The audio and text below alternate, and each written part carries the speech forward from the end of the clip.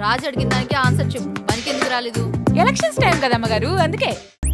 Election time అయితే MLA పోటీ చేస్తాను. ఊరుకోండి సార్, మంచి జాకెటే కుట్టించుకోలేను, ఎమ్మెల్యేనేమైతా. మరి నీకు ఎలక్షన్ సంబంధం ఏంటి? అదా మీకు తెలియందా సార్, ఎలక్షన్ టైంలో మంచిగా టింగి టింగి ఉంటాయని.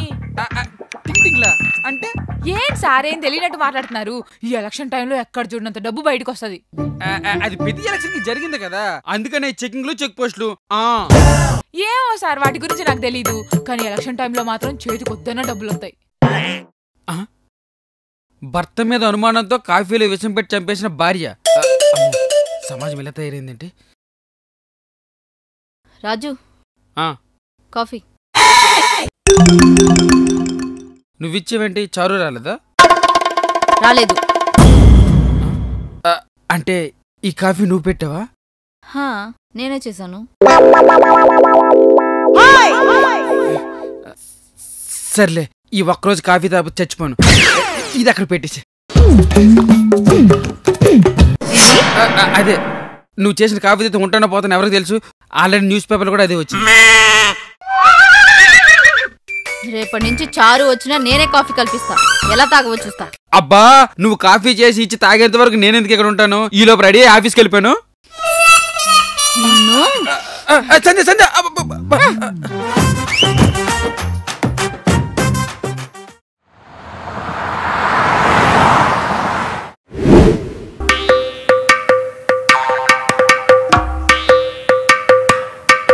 రాజు, చారు ఇన్ని రోజుల నుంచి పనికి రావట్లా. ఫోన్ చేస్తే బిజీ బిజీ వస్తుంది. ఈ పనులన్నీ చేయడం నా వల్ల కావట్లేదు. మనం కొత్త పని మనిషిని పెట్టుకున్నాం. అమ్మగారు, చారు వచ్చేసావా? అమ్మయ్యా.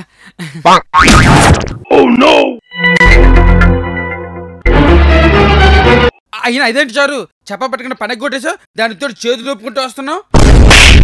అసలు నువ్వు చేసిన పనికి ఎప్పుడో పని నుంచి తీసేయాలి తెలుసా? కానీ నేను పనిలో నుంచి తీసేస్తానని వేస్తే నీ ముఖం మీద చెప్పాలని చెప్పి మరి పనిలో ఉంచాను. పోనీ నువ్వేదో మానేసావు అనుకోని వేరే పని మనిషిని పెడదాం అనుకున్నావు, కానీ మా మనసు ఒప్పుకోలేదు. నువ్వు లేవని చెప్పి మీ అమ్మగారు ఇల్లు అడచొచ్చు, వాషింగ్ మిషన్ లో బట్టలు ఉతకొచ్చు, పట్లు తొలపచ్చు, కానీ మీ అమ్మగారు వంట వండేస్తుంది తెలుసా?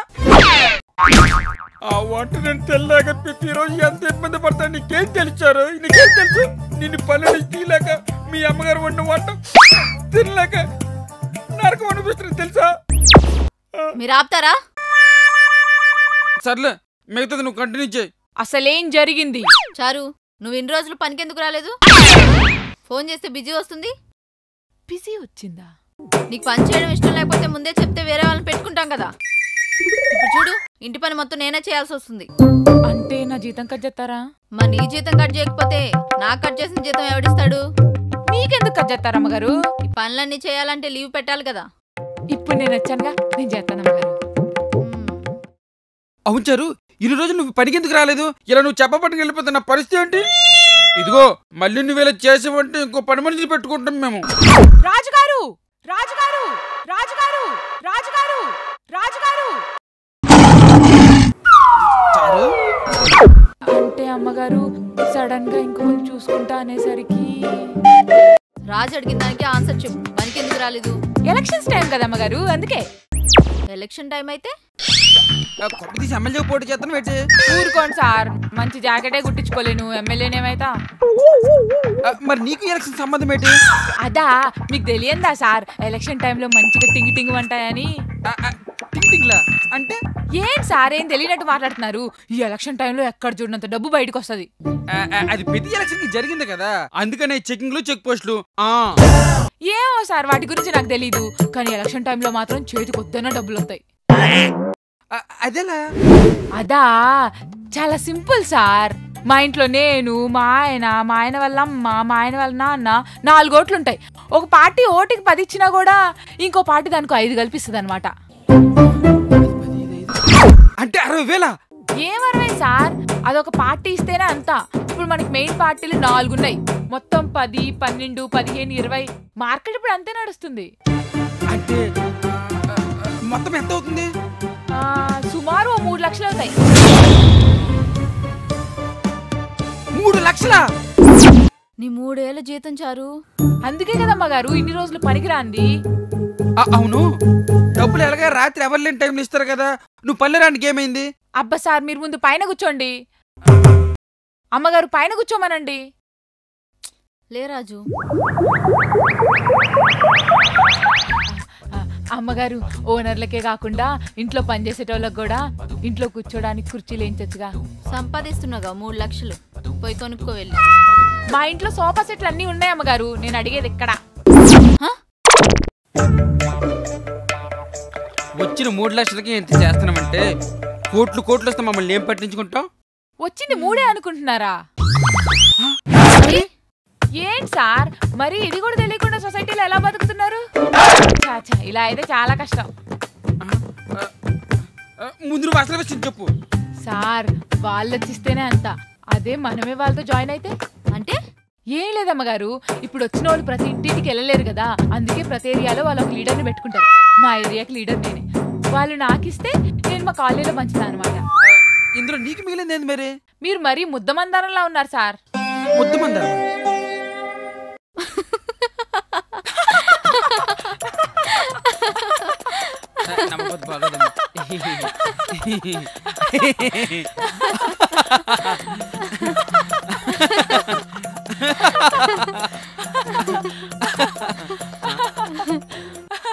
చూసావా చారు, మీ సార్ నిజంగానే ముద్దు మందారం.